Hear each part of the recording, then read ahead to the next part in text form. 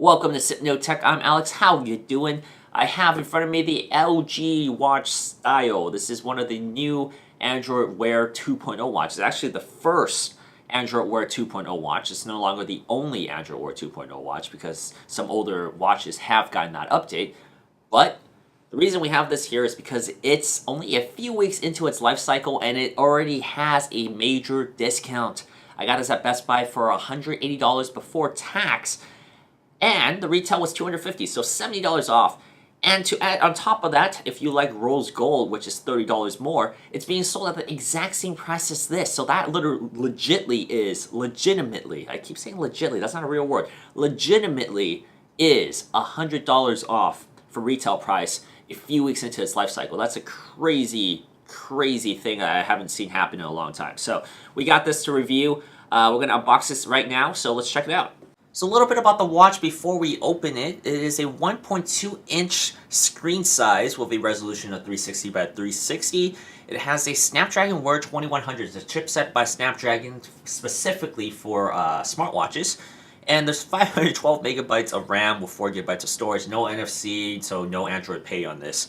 But looking at the box, it is a pretty interesting box. This is not something that a smartwatch usually comes in. Usually you're pretty accustomed to boxes like this for smartwatches. So it's a pretty long box. We have the titanium color here, LG Watch Style, designed with our friends at Google, LG, Android Wear. Let's cut this open. I have to say, I was not too interested in this watch. If this was still selling at the $250 price point to $280 price point, I would not have bought it. But at $180, I do think it bears a review or a potential effort to take a look at it. I don't really love the design, as you can see here. It looks a little cheap to me. We do have these removable clasps, so you can get rid of, you can change your bands relatively quickly. The band itself is it's not the highest quality leather I've seen, but I mean, at least it's a band, right? At least you have one. Let's peel off the plastic on the back. No heart rate monitor on the back here. Wow, that took me forever to peel all that stuff off. I'm gonna set this aside. Let's finish looking at what is inside the box. So let's peel this out. We have a quick start guide with, I believe this is the cable to or the dock. This is the dock to charge it at. We have a little cradle. A magnetic cradle, I believe. Yeah, magnetic cradle to charge this thing. And we have our power brick here. It's power brick cradle combination. Nothing too out of the ordinary here. And that's all we have. That's all we have in the box. So while we're waiting for it to connect to my smartwatch, let's just quickly take a closer look at the watch. We have this little knob here that you can use like the Apple Watch, like the crown that you can scroll. We'll take a look at that once the thing boots up. But it's a little button that it doesn't feel too solid, but at the same time it doesn't feel too cheap. It's hard to explain. You gotta touch it yourself to understand how this is. Because this watch is very unique to me. It doesn't feel like a very expensive watch, and yet kind of looks cheap, but it doesn't feel cheap. It's very complex for me to explain. I really don't have the proper words to describe what I'm thinking this is right now. Of course, my opinions might change after a while wearing the watch, but it's relatively light. It seems pretty sturdy to me, but it's really light. That's like a contradiction because usually to me, heavier watches often feel more sturdy to me, and this one's pretty light, and yet I don't think it's that cheap feeling. It just kind of looks cheap. So yeah, you know, I I have a very interesting opinion about this right now, and I don't really know if I like it or dislike it. So really, I need to spend some time with it before I make any rash comments and final decisions about it, which is normal, which is what you're going to do with smartwatches. But the band, of course, is really stiff right now. That's normal for all watches. I might actually replace this band. I don't like this clasp here, so I might actually replace this band for something a little sleeker. Here is how the watch looks on my wrist. Pretty sleek, pretty nice. It doesn't seem too big, especially for someone whose wrist isn't too thick or wide like mine. Here's how it looks like with the sleeve rolled up.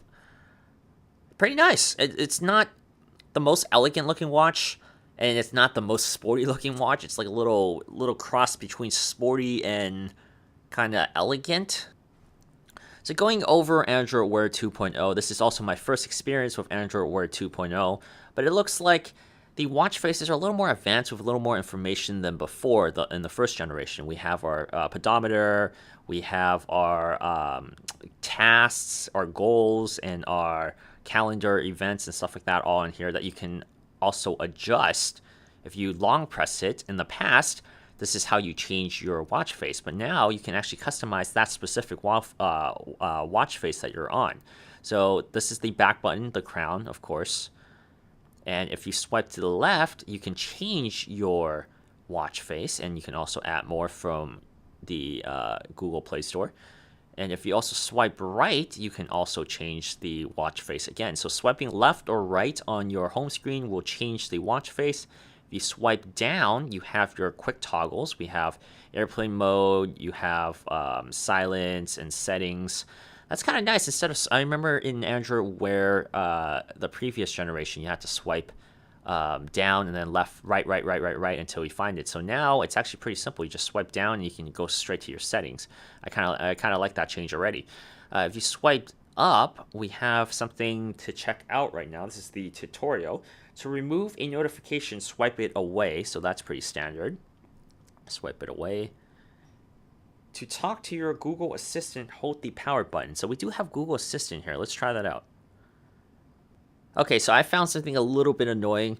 I already did have Google Assistant on my Honor 8. We did a video on that before. We got this update a little bit ago. But I already had this on here. So setting up Google Assistant on my watch, I actually had to reset my Google Assistant here. So I had to retrain it, also rewash it to start it, because that's what prompted it to work. So I had to reset this, but we have this working now. So let's hold this power button to start Google Assistant. What's the weather like?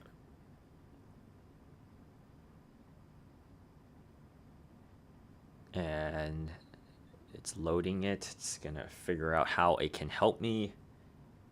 There, I recognize what's the weather. And there we go. It popped up Fullerton, 69 degrees, partly cloudy. Can we scroll using this? Yes, we can. We can. So let's set the phone down. Let's try it again. What was the score of the Laker game last night? Let's see if we can recognize that. There's no audio, though, of course. So it gave me some articles that I would have to actually pull up on my phone. So that's not very beneficial there. It didn't actually show me the score. Let's actually try that again. What was the score of the Laker game last night?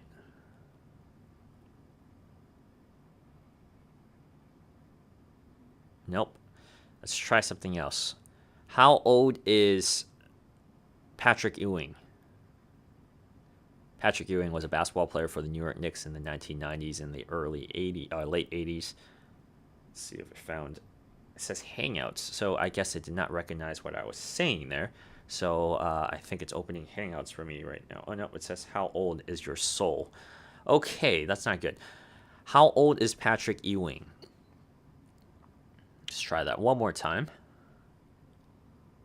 No, it doesn't seem to. Oh, there we go. I got it. 54 years of age. Okay, so 1 for 2. Not too bad. Not too bad. But it does have Patrick Ewing here, August 5th, 1962. So simple facts, it could still work. Let's see what else is there. If you press that quickly. So if you hold down the crown, we'll call it a crown. If we hold down the crown, it brings you Google Assistant. If you simply tap it once, it brings you to this dock area where you have all your apps and settings, agenda. I guess this is your calendar. I have no events planned right now. And you can set your own alarm. Yeah, you can set an alarm pretty easily there. And then continue, we have our contacts, Find My Phone, Google Fit, Workout, Flashlight, which I think just illuminates the screen, right? Just illuminates the screen there. If you press the back, this is the back button as well. So this is a universal button to use. It's the only button here.